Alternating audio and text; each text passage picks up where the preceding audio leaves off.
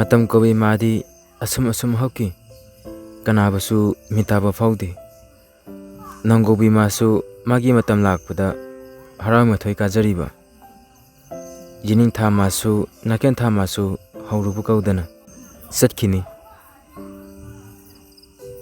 tampa imungda parap jinselai yumjai dudasu amu mapa bungdira thengjalli hai kainone masi ngau radana babung soikibani yare teres mathuk tu da singkhalai teres mathuk tu da lepdaga mahakna sakhibudu yengje yai mama su garina ga chinmale matai waidu da lepdaga le mana asunna leiringai du da tamphagi kolai masu paikhatle tamphana gari yamna chille matai da phajana chaluko chaladam gari mayam sina chatpaga ngamdre ai teres mathakta leise ubri yangone kai tampha masu unaba haidana makutta hai ure yai ma masu waiting chetuda masu le tamphana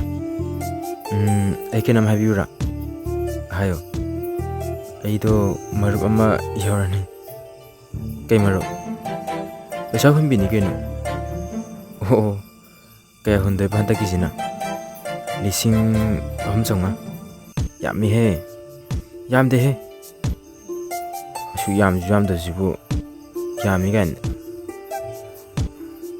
ado tabra ai gari khara lalinga sida chatna batawrake phajana chalo ko ai su pabung hai ki chak amta semuki ho thamage ko thamage asumna yaimado mayumda chakre mana mayum yorakpada kanamta leiramde itema temau tamaso halakraba leite jalane haidane injang do chakhumda chawptana uptana thamammi aduga magi kada changduna ngha pathai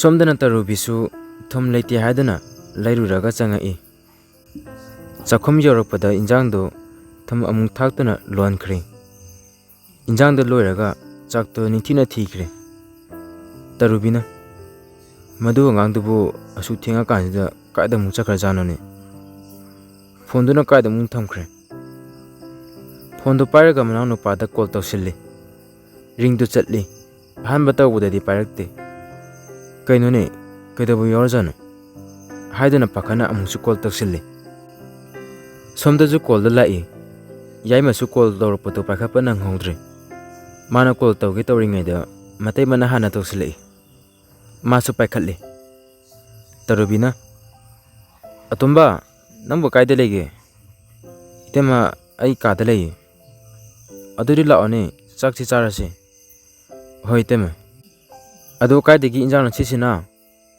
imana bana pirakpane phare lao ko hoi tema haidana phone charge tawsilami masu chakhumlom da lai lao charasi hoi kai thongmun si injang sibo nganu ni tem samasne injang do khara happy char asumna chak to chamin nakhre yai masu magi ka da changkhre tarubisu kolik waram sengamaga kumar lakpa ngarami ngak leiraga kumar da halai tarubina ngasi di khara thengina khara thengkhre yai madi magi ka da changki da ngari kainjang thonga ge khoge hawai thonga bani mai tamaso haidena mogi ka da changai kumar su dress hongi tarubisu mapur benan chana ba haidena chakto thangdoi kumar su chakhomlom da lai phana malawraga phamthai aduga chakto chaba hawri kumarna handakti thawoj khara chindo mal aduna khara ti thiang to mal kaigino akhoi officer do hane gi duga manade kaigino officer ma lai o Karam kanda laino? Ngarang lai. Kya kuregi transfer to kibade? Hafta amungti pare. Kay lamdagino andaki officer sina. Langthabal dain. Oh. Asumna wari tonon tonana chak tu chabo loire. Moisu moigi kada changa I. Tarubina famduning tina thai. Kumar su hipthe. Kumarna. Tarubi. Aise kok yam sai. Kaidorage mai tamacha. Yame ki khanbada ai matha yam sai ni. Adu kaidorage haba.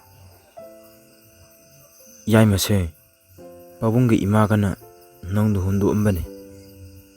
Ekhoigi na haibada kana su laikide. Inesu imaga pabungi hek laikida badai mamana ke hairabana khangti. Laksu lakidre. Mawa mo pausu takidre. Aina yaimabu mata mabu thallabadi haidana iyada sagadawadu mawanda aina pijai. Mana chaba uraga aina kayada penjakiba. Hawjikti masu mapung mari phaba haibadu oire. Aina khwaidagi kiribase magi matam yorakpada ichini nause amuk kainagadra khanbada matha yam saini he Tarubi.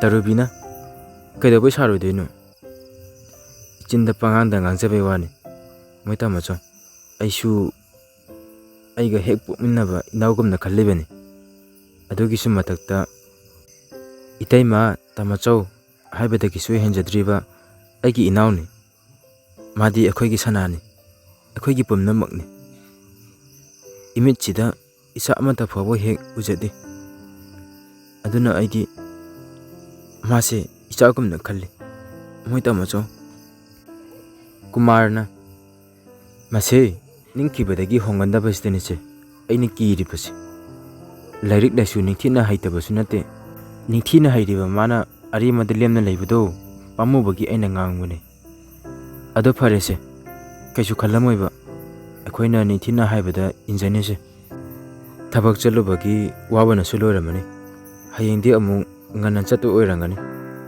pathabiro ho chapu chakraba mabo chakre pare adudi patharasi